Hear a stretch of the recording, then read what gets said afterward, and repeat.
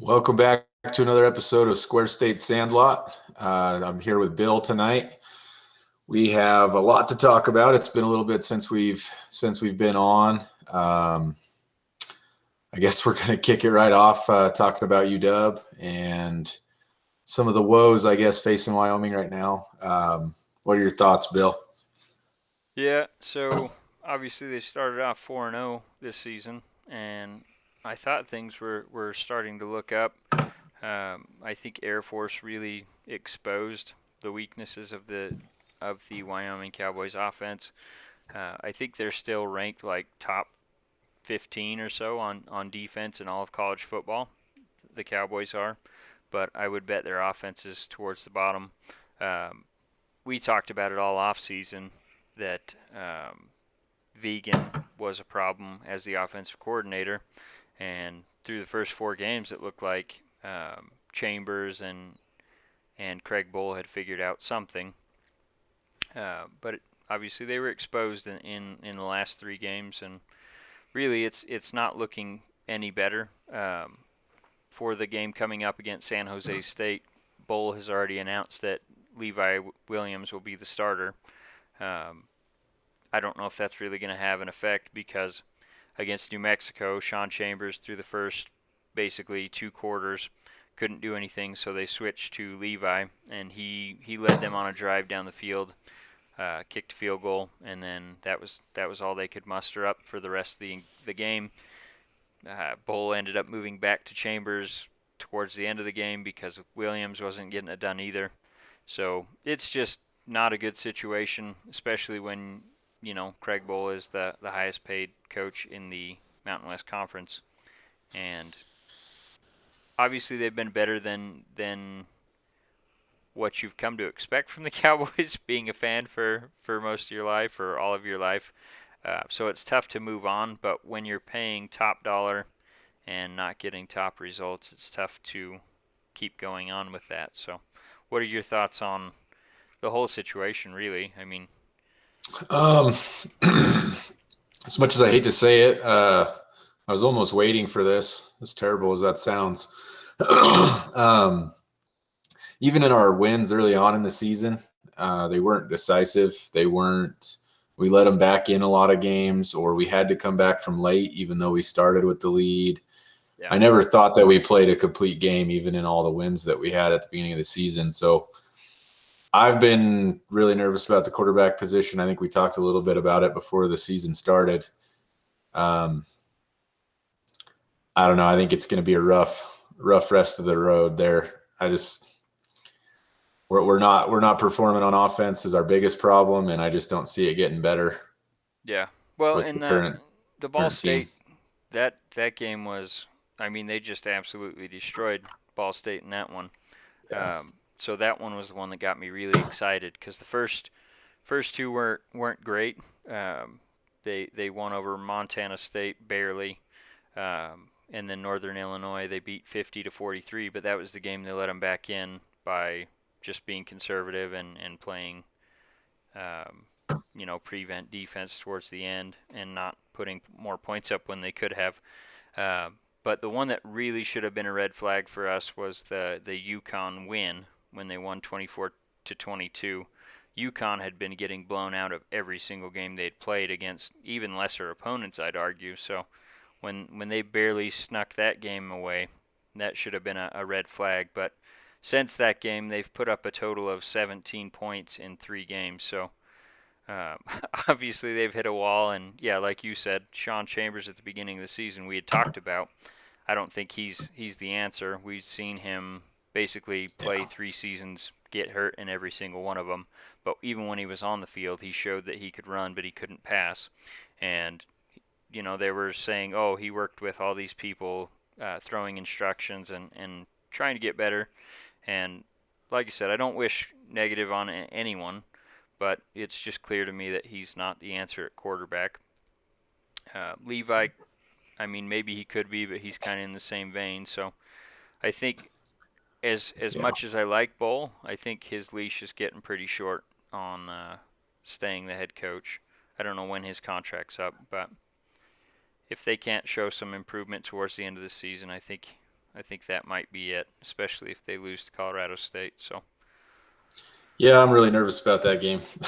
same. That's usually the one we're excited about every year, but Got to beat I the don't know. sheep. You got to beat the I don't sheep. know. They lost to them last year, so they got to get that boot back where it belongs. So, um, but moving on from that, and I guess we should probably preface why we didn't record for the last week. Obviously, we That's did yeah. we did a couple back to back, and then over the weekend had a loss in the family. So we were supposed to record on Sunday, but I wasn't really feeling up to it. So um, obviously for the family members affected by that, prayers up for them. And then I also had a little procedure done, so wasn't feeling up to it until pretty much tonight. So that was the lack of episodes there. I think it's been about a week since we posted anything. So I did Yeah. post that Taryn interview. I know a couple people had listened to that didn't catch it the first time around. So hopefully a lot of you guys tuned into that and enjoyed it. Do have some exciting news to share. We did get our first sponsorship, so we'll be recording that probably this weekend, and you can hear us do our professional ad reads before every, or maybe in the middle of every episode. We'll see where we put it, but so that's exciting. But um, I want you to talk about the Steelers. Obviously, they've only played one game, but they had the bye week this past week. So, what did you see in that Seattle game? Um. Well, it wasn't a complete game. Obviously, we're also going up against a beat up Seattle team without Russell Wilson. So, you gotta, you got, I mean, I guess you got to keep that in mind regardless.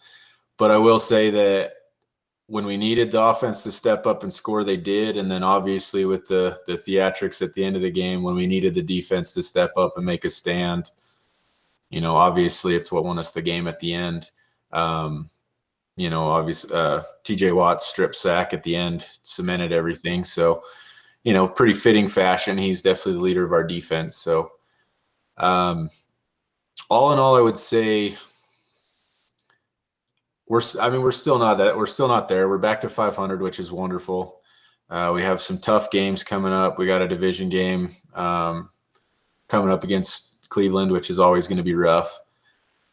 But I do think we're building week to week. I think Big Ben's getting more confident, more comfortable. Yeah, he's a little banged up, but he is throwing better. The run game had a rough day against Seattle, but they still kept at it. And Najee, I mean, he impacts the game even when he's limited on yardage. He's a dual threat, and it shows. I'm a little more optimistic about things. I really did come out of that game pretty happy. I Sure. wish we wouldn't have let him back in like we did after the half. But I mean, at the end of the day, as long as you finish, Yeah. so I'm pretty happy with it. Hey, you guys are on a mini roll, and I actually picked you guys this week to continue that roll. Um, Obviously, the Browns are a little short-handed, and we'll get into that a Right. little bit later.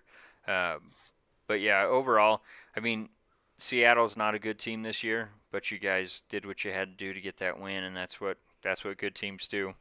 Um, so, how are you feeling coming out of the bye? I'm hoping Ben's going to be a little healed up and Normally, I always want the latest buy possible. It's always been, obviously, if you're going to be a playoff team, getting it late's great. This is one of those times that I'm actually really happy where the bye week landed. We needed it. Hopefully, get everybody, even just a little bumps and bruises, get everybody healthy. Hopefully, Ben's hip is feeling better, but he was throwing really good throws even with a banged up hip. So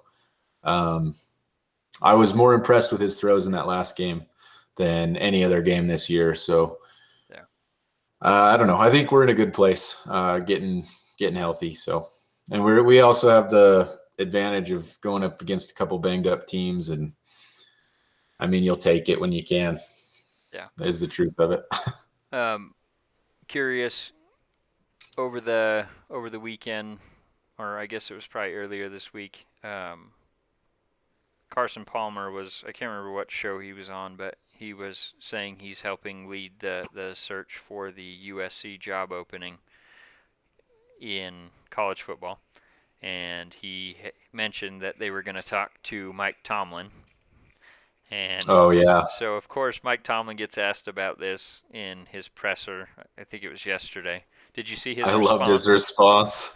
response. Yeah, they don't have a big enough blank check.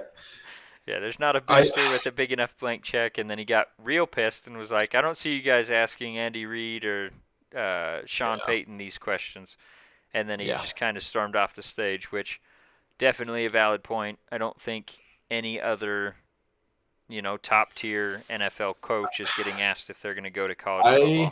do not understand, and there's even a lot of Steelers fans that don't like Tomlin. I don't know how you could I mean, not. it's something that I will always struggle with because I mean, it's no different than the Big Ben conversation for me. Whether it's maybe not our best season that we're going through right now, I get it, whatever, and we've had some early exits from the playoffs, and there's a whole bunch of stuff. I mean, Pittsburgh's obviously a big sports town. Fans are going to get heated, but at the same, to go from Cowher to Tomlin is a luxury that most teams will never experience. Yeah. I mean, it's as big as going from trying to think of an example. Here, I'll give you a great 49ers, example. Montana to Young. I mean, you just don't have them. You guys have What's your had, well, I guess not example, but context. You guys have had, I think, 6 coaches in the history of your franchise. We've had exactly? 6 in the last 10 years, maybe. Well, and that's it. He's never had a losing season for one. I mean, if that's not enough for you, I don't know what is. Um, we're competitive with Tomlin at the helm. Yeah. Sure, Well, he might make some mistakes and some questionable stuff, but every coach does that. He just, for some reason, is criticized, I feel, more than most. you might try to tackle a punt returner in the middle of I game don't in remember that. Alameda. No, but I think the thing that spoke to me the most about Tomlin's competency and just pure leadership skills was he had Le'Veon Bell, Antonio Brown, and Martavis Bryant too. I mean, he had a whole cast of guys that once they left the Steelers just went off their damn rockers. And I don't know how he kept those people all on the same team, all under control, and just kept winning with them. So that's definitely a testament to his leadership skills for sure. And yeah, I mean, he's never had a losing record, like you said. He's just a great football coach. And sure, He every is. coach is going to make mistakes, but if you can't tell me if for some reason the Steelers moved on from him, there wouldn't be 10 other teams lining up to get him. So Oh I my don't God. understand I mean, some coaches do better in college. Sure, you can make a lot of money in college. There's a lot less pressure, especially with if you're a top tier coach, you're going to get a lot of the good recruits and all that fun stuff. So there, it's a lot easier place to win, but that doesn't get a lot of the top coaches going. They want to succeed at the highest level, and that's the NFL. So I don't see Tomlin any different than any other top tier coach. Wouldn't see them moving down to the college ranks. So is that all you had with the Steelers or anything else? I think that sums it up. Okay. So I'll move on to the Raiders. Um, they played twice since we last talked. I think the last episode we did was about the whole Gruden stuff, if I remember right. So since then, we've played 2 games with Rich Bisaccia at the helm. Both games were very good games. We beat Denver, which is always fantastic, especially with all the crap my friends were talking from Wyoming that are, Broncos fans for life. Uh, Right. they were all pumped up about that 3-0 start, and I said, well, let's just pump the brakes a little bit. You guys haven't beat anyone worth a damn. So, but yeah, anyway, moving on from that, the Raiders Yeah. played a very solid game against them. I think they ended up winning by 10, but it was one of those things where just kind of let them back in at the end on garbage time. But yeah, it was a really good game. Offense played very well. Defense played very well. It was probably the most complete game they've played all season, which was It fantastic. was impressive. I think it was a great statement to say, like, you know, everyone's writing us off now that Gruden's not here, but they played better than any point in the season while he was the head coach. So I think Rich Bisaccia is a great leader of men. I think he's going to do very well, and I wouldn't be surprised to see him stick on as the full-time coach next year. But the Philadelphia game was much of the same. Philadelphia went right down, scored on the opening drive. Defense didn't look good, and then we ripped off 30 points in a row, forced some turnovers, and then again at the end, garbage time, they came back and scored a couple points. But very inspired game. Obviously, those two teams aren't great, so I'm not going to put a ton of weight in them, but just the way that they looked, especially right from the get-go, outside of that opening possession from Philadelphia. So it's a lot of good things. We're obviously heading into the bye this week, so I hate when my team's on a bye because got nothing to look forward to for the week. But it did come at a good time. Obviously, coming off 2 wins, and not that we have a ton of injuries, but there are some that need to heal up over the bye week. We have Darren Waller that actually sat out the last game with an ankle injury. He's supposed to be sticking around the facility to get treatment for that all week. So coming off the bye, we have a pretty tough schedule going forward. Other than week 9, we play the Giants. And then after that, I'm trying to pull it up here. I know Chiefs. We go Chiefs. Come on. I hate how hard it is to pull up a damn schedule for your own team. You gotta fix this website. Okay, so yeah, Giants week 9, then Chiefs, Bengals, and Cowboys. So that's obviously, some of those teams are underperforming. Some of those teams are obviously performing much better than we expected. So out of those 4 games, you hope you win at least 2 of them, and then be sitting at 7-4, which would be pretty good position. So that's all I really had about the Raiders. Other than there was an owners meeting today, and obviously the questions kept coming up about the Washington football team investigation and what all went down. Roger Goodell is very steadfast in saying that we're not going to release a written statement. We're not going to release any findings, anything like that. We feel it's already been dealt with because they fined one of the richest people on the planet $10 million and made him give up control of the team to his wife. So basically nothing happened. And, there's employees of the Washington football team that put up some pretty heinous allegations in this, but of course they did it with anonymity because they didn't want Dan Snyder reacting to them and firing them or whatever. So all the owners were getting asked, hey, how do you think this was handled? And a lot of them were just, especially like Jerry Jones, guys that don't want to see anything happen. They just kind of said, yeah, we think it got handled very well. They put a mic in front of Mark Davis. And as you know, Mark Davis is pretty ticked off at the league right now. They basically had this documentation since, I think they had it April earlier this year. And basically they held on to this information until middle of the season. And then, now we're going to release it. And obviously, the fallout. Gruden gets canned for what he said. And absolutely agree, he should have got canned for what he said. But the timing thing was absolutely ridiculous. If they've had these emails for that long, why didn't it get given to Mark Davis back then if they wanted to do something about it? Instead of putting the team in the middle of the season losing a head coach. So obviously I think it's turned out better for the Raiders so far. But you don't want It was poorly handled. Oh, for sure. And that was the whole thing that Mark was pissed about is you put a real eyesore on my franchise. So when they put this mic in front of his face and said, "Do you think that you want to see like a written uh, a written summary of the investigation, all that he found?" And he said, "Absolutely.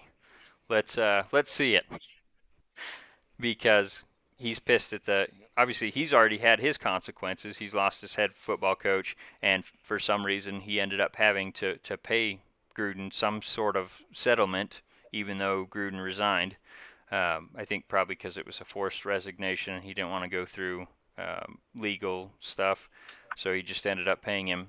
Don't know the amounts or anything like that, but at the end of the day, Davis is going to be paying Gruden X amount of money to not coach his football team, and he's got this eyesore on his franchise, and yeah, he wants to see something happen to the Washington football team, to the NFL, because he feels like it was a hit job on him. So good for Mark Davis. I hope that's not the only reason. I hope he actually wants to see what's in this investigation, because I think all of us do. It seems like a lot of bad things happened there, and I doubt that it's just Washington football team that it's affecting, and that's kind of why they're sweeping it under the rug. But you have anything to add to that? Just that it's very poorly handled, and 1 week it's complete, 1 week they're finding more details. It's just going to be, I just think it's an ugly mess, and it's just going to get worse. I mean, that's really all I got on it. Yeah, like you said, at the end of the day, all of it's going to come out. It's just a matter if they willingly release it, or if we have to find it through some other method. But it's going to come out. So you got some other news and notes throughout the league that you wanted to touch on? Yeah, just a couple little, I guess, quick updates. I just saw, ticker pop up that J.J. Watt is going out what appears to be season-ending shoulder surgery. So, I mean, obviously, that's a bummer for him. He's getting up there. He's probably only got a handful of seasons left, give or take. I don't know how big of an impact it actually has on the Cardinals. I mean, obviously he's still a good defensive end, but he wasn't what he once was. I feel like they'll still be okay. Just hopefully surgery goes well and he can bounce back next year.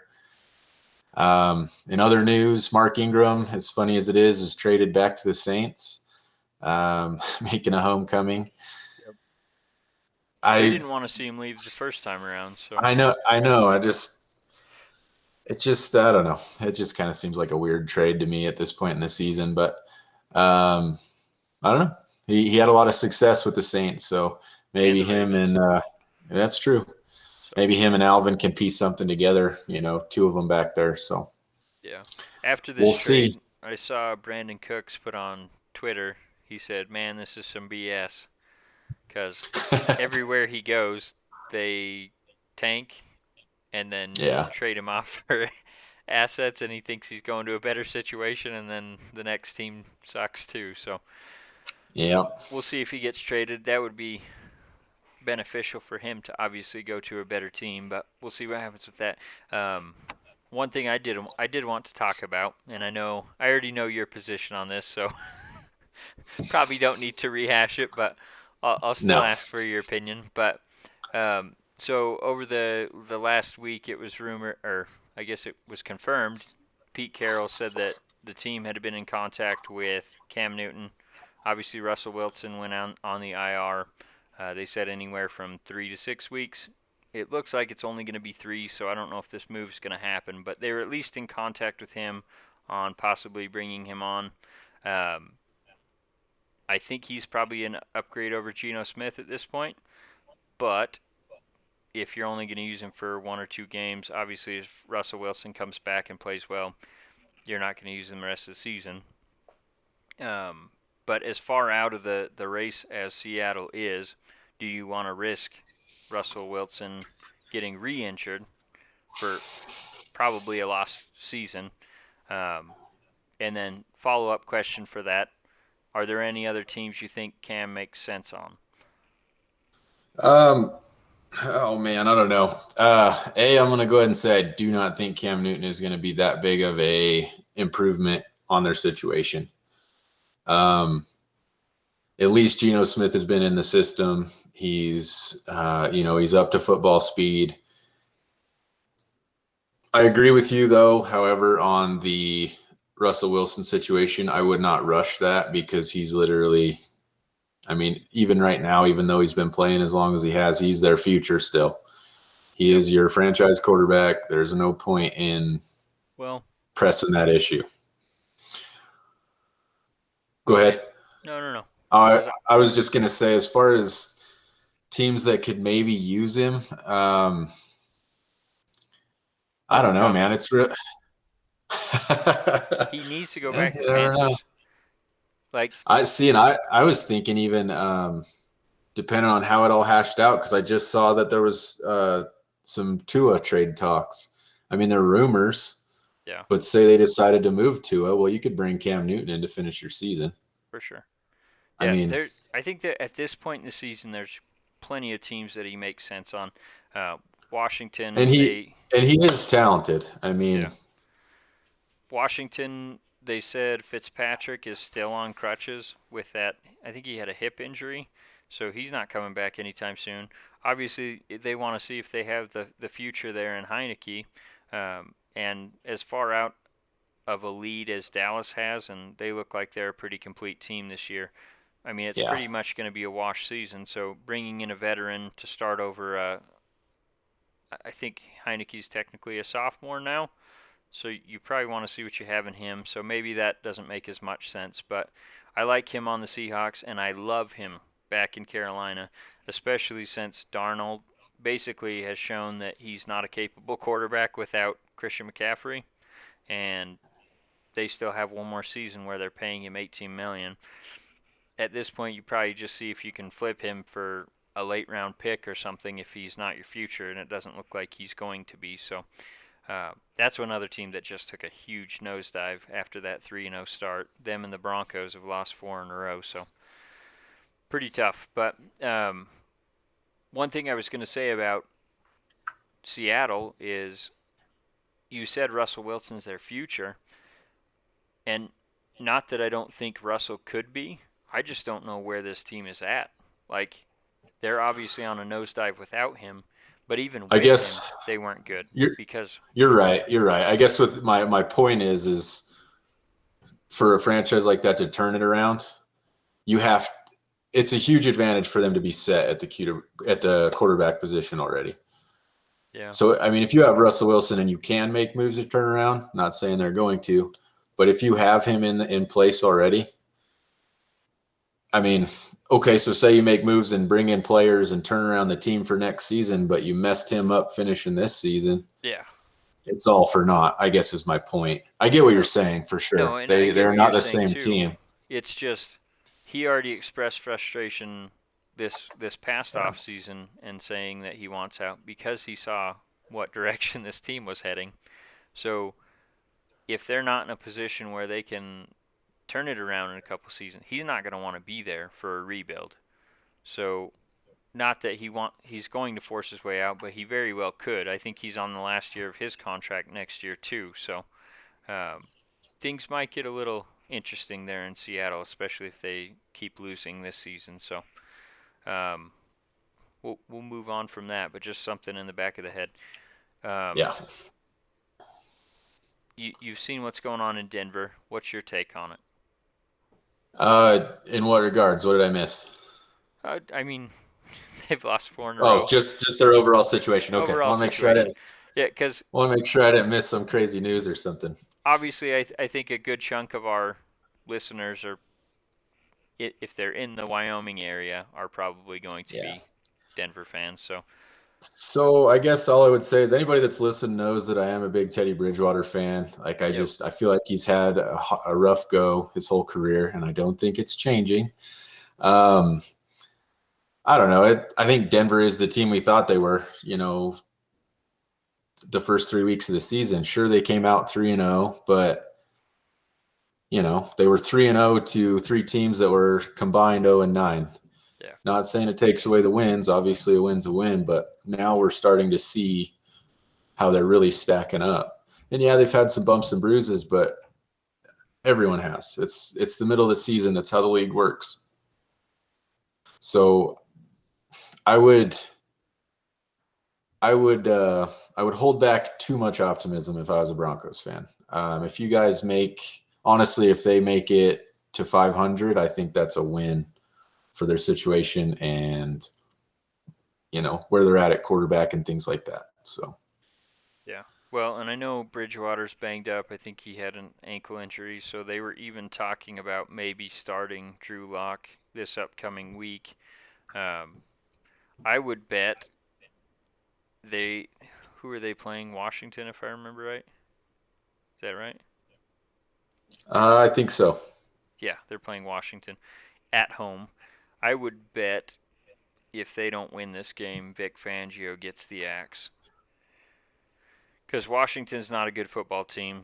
No, they're terrible. Losing 5 in a row pretty much puts you out of the running for the AFC West. I would say Raiders have a good shot at finishing the season with 9 or 10, maybe even 11 wins. I would say same for the Chargers, somewhere in that range. Chiefs are still kind of a mixed bag. I don't know what to expect from them, but I would still expect them to get at least 9, 10 wins if they can turn around the defense at least a little bit and straighten out what's going on with that offensive line. So I would say Denver's already looking like the worst in the AFC West, even with as bad as Kansas City's playing right now. So, and Vic hasn't done himself any favors. His defense looks bad, despite being one of the highest paid defensive units in the NFL. So, yeah, there's just a lot of things going on, and it's not just on the offensive side of the football. And have you seen anyone fail up so much as John Elway? Like, he's like, oh, I was an awful GM, so I'll put myself as president of football operations, and I'll hire a GM that can actually do the job. Didn't even succeed at that, and now no. he's trying to get in on the ownership. So I don't know. I think they were almost a victim of their own success. Obviously, he came in, shook things up. We all know how that ended up working out. Well, yeah, I mean it With worked, Peyton but Manning. you knew But what was going to happen. that's what I mean. I feel like it all fell into place, not necessarily as a credit to them. Things landed how they did.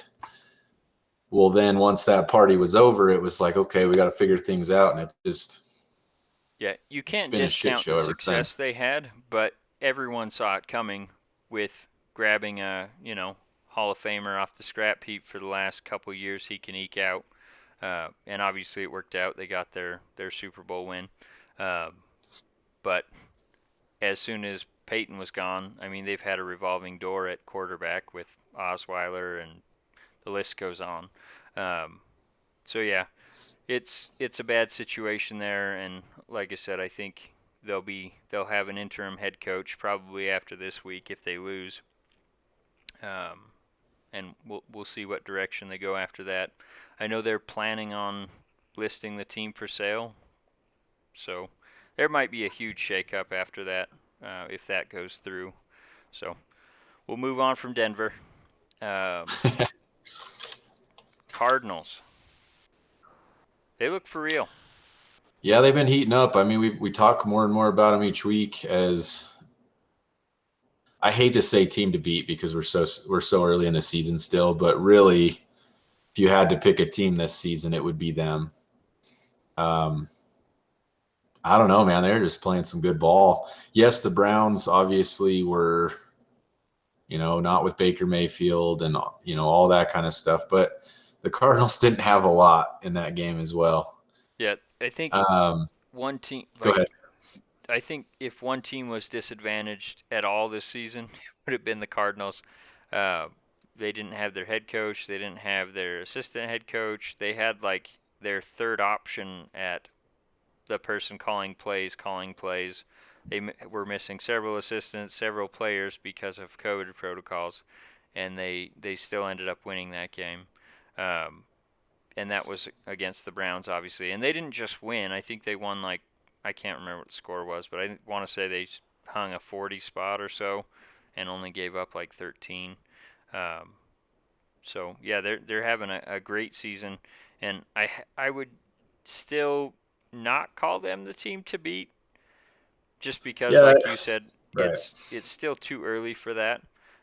And they came out pretty flat against the Texans last week. Obviously, they ended up winning by 25 points, 26 points, something like that. But at this point of the season, it's still tough to know because the way that the schedule works out. Obviously, Carolina looked good first 3 games of the season, just like Denver. Now they look awful. So it's just a matter of once you start playing real teams and how you do against them. Um, Exactly. and they've played, the Rams. They beat them pretty handily. But outside of that, they really haven't played a great team. So I'm very interested to see how they play against the Packers this week. I think that'll be a pretty good barometer of how good they actually are. So I'm excited for that game. But speaking of the Browns, they're in your division. Yeah. They obviously have some things going on. What's your take on them? I mean, it's kind of it's obviously not to the extreme that the Denver situation is, but this is what I kind of expected out of the Browns. Granted, the Baker Mayfield injury, kind of expanded on that a little bit, but they rode such a high, obviously beating the Steelers 2 weeks in a row last season. Obviously, the second one being the playoffs. I feel like it, in their mind and their fans, raised this bar of where they were going to be. And I think it's kind of been a, come back to reality, the Well, last couple weeks and I stuff. mean, they got me too. I I know, think I I had know. them with 11 wins, is what I said they would have, and they could still get there, Yeah. but they have injuries at both their running backs were hurt last week. Baker's hurt, Yep. and honestly, Baker might be done for the year. I know he wants to try to play Yeah. through it, but he has a torn labrum and a broken bone in that same arm. Obviously, it's his non-throwing arm, but there's only so many times you can have that pop out of the socket and not have to have surgery, and he's already at 2. So Case Keenum played their last game and they ended up winning. I can't remember who it was against, but it wasn't a good game. They just barely snuck by. And do you think it's sustainable with Case Keenum? Obviously, he's a serviceable backup. For one, do you think it's sustainable? But two, do you think No, Baker's done? I I don't know if Baker's going to be done, but he should be. Obviously, similar to Seattle, I'm not saying he's a Russell Wilson, but this is who you are banking your future on right now. I just think it's dumb to come back and push that. Case Keenum, no, I don't think he's going to, vitalize the team and take them to the playoffs and do all this amazing stuff, but he'll at least be a placeholder. Um, I don't know. I always hate when I get that these players want to play, they want to get back for their teams, things like that. But as just pushing it for something like that, I mean, it could have, career implications for Baker. So Yeah. I don't know. Yeah, I would agree with that, just in saying that he should not be playing. And obviously, like I said, Case can definitely at least get them by, but their schedule isn't getting any easier as the weeks go on. They got you guys this week, Bengals next week, Patriots week No. 10. I mean, they don't have a quote unquote layup game until week 11, and that's against the Lions. So, uh, And the Lions have played some good games, even though they've lost them. yeah. So Chris you Long never know. has nicknamed their coach Campbell, covering Campbell, because they've played Oh, some. jeez.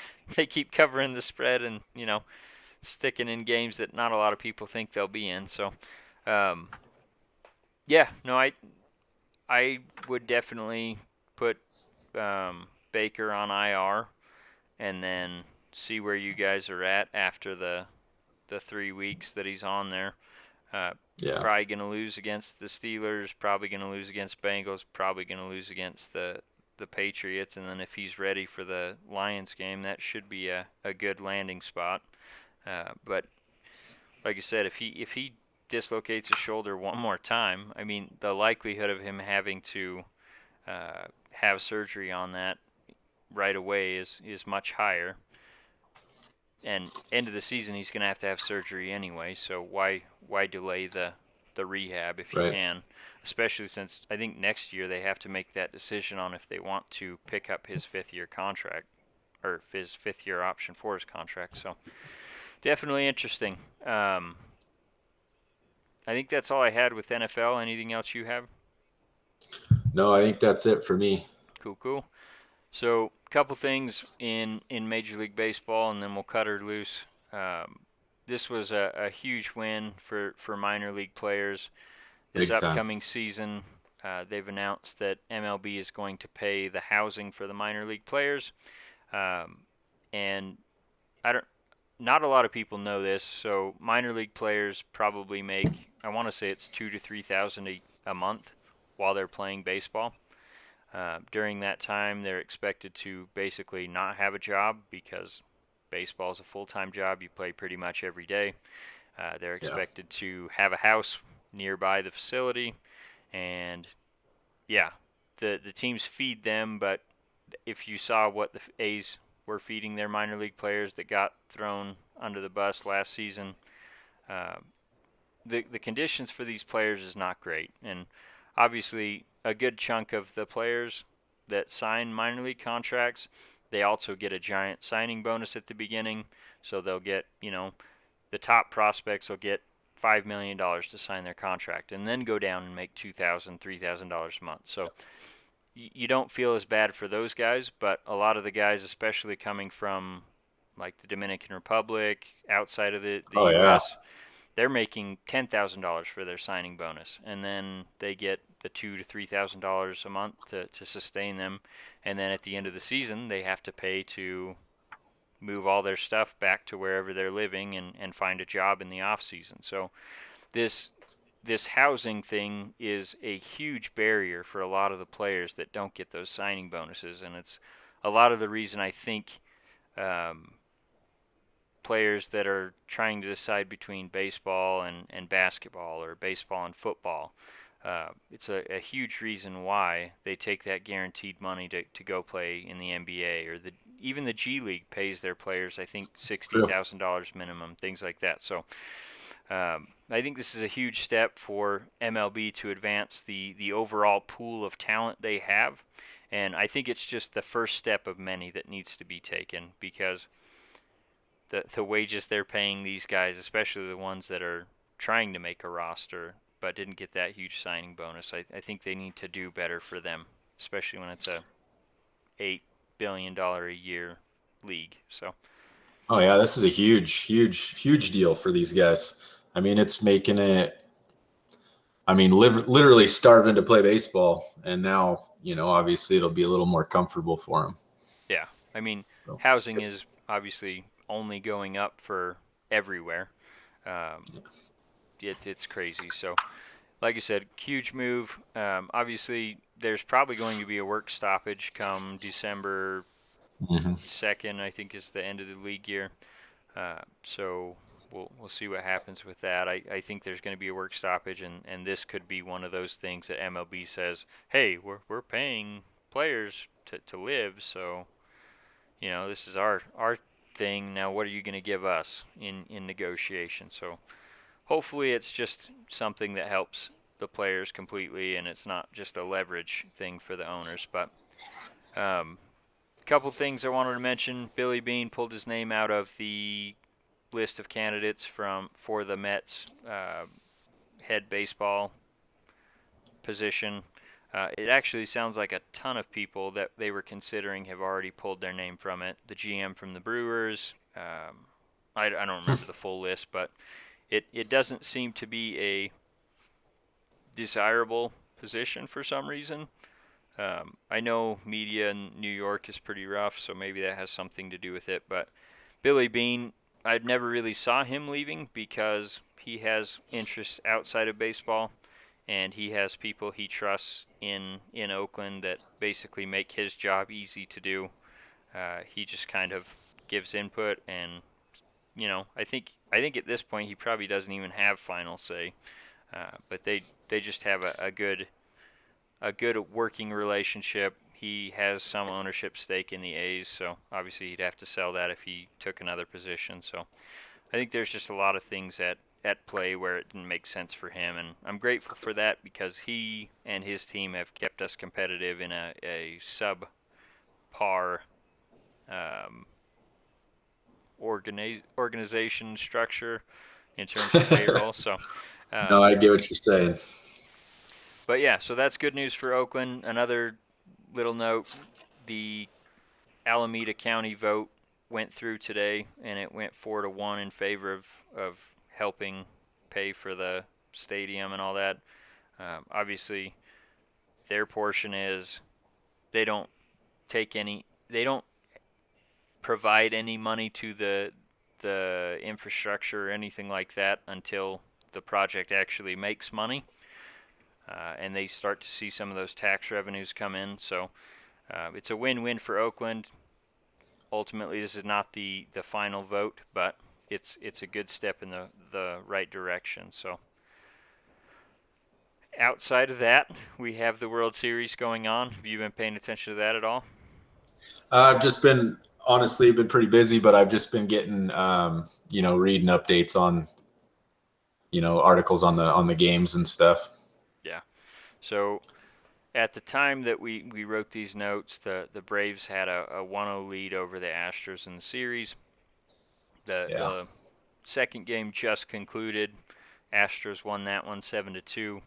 I picked the Braves to win in 6, and just in case anyone doubts it, I have receipts because I made a bet with my dad. He took the Astros in 7, so we'll see who wins that one. Let's go Braves. Yeah, I'm hoping for the Braves for sure. So is he, but he doesn't think the Braves will pull Yeah. it off. So, um, one note from the first game: Charlie Morton, starting pitcher for the Braves. Yeah. He got hit with a comebacker and hit him in the leg, broke his fibula, and he ended up facing 3 more batters after breaking his fibula and did very well. But unfortunately, what that did, I think he only pitched 2 1/3 or something like that. So the bullpen was heavily taxed by having to provide all those innings. So not ideal, and that was the reason I took the Braves is because they had an advantage in pitching, but with the bullpen getting wiped out in that first game, and then again tonight, Max Fried only went 5 innings, so bullpen had to pitch 4 more. So obviously they've got a day off tomorrow to travel to Atlanta, but I'm not feeling so good about my pick after that Morton injury. No. It's just amazing he was able to face 3 more batters. I mean,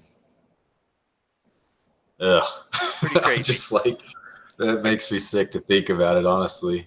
I mean, obviously the fibula is not the main weight-bearing one in the lower No, leg, but I mean, but you still broke a leg, yeah, and then you're like, oh, shake it off. I got 3 yeah, more guys here. got to get this going. So, but I mean, if you think about it in the fact that the Braves they split with the Astros at home.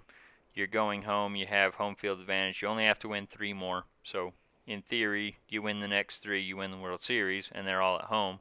But that's not typically how these series go. So, we'll see. Hopefully, they take 2 of 3 at home, and then going back to Houston, they only have to win 1 of 2. But Yeah. as much as I dislike the Astros, this has been a pretty entertaining World Series so far, and I hope everyone's watching it instead of, regular season basketball or Yeah. whatever. So, all right. Well, that's all I had. We'll talk more about NBA, specifically the Warriors. Hopefully this weekend we'll get John on. Um, as always, get us your feedback. Uh, we're still taking picks. Raph had a rough week last week, as did you. I'll get those Yes, we did. standings. I'll get those standings posted I don't even need to see them. Probably tomorrow. And then one thing I want to do tomorrow as well is I'm going to post the audio and video to Facebook in the morning. And then on YouTube, I'm going to do one of those premieres in the evening, so probably 6 p.m.-ish Mountain Time. So if you guys want to watch the YouTube and hop on, we can all do like a watch party and comment back and forth, and you guys can leave any feedback or comments on there, and we'll see them real time. I don't know if you can hop on for that, but I'll definitely be watching it. So Cool. if you can, hop in. And I think that's all I have. So unless you have Yeah, me anything too. else you wanted to add, cool. All right. Well, thanks for joining us. As always, we appreciate your support, and we hope you guys have a good evening.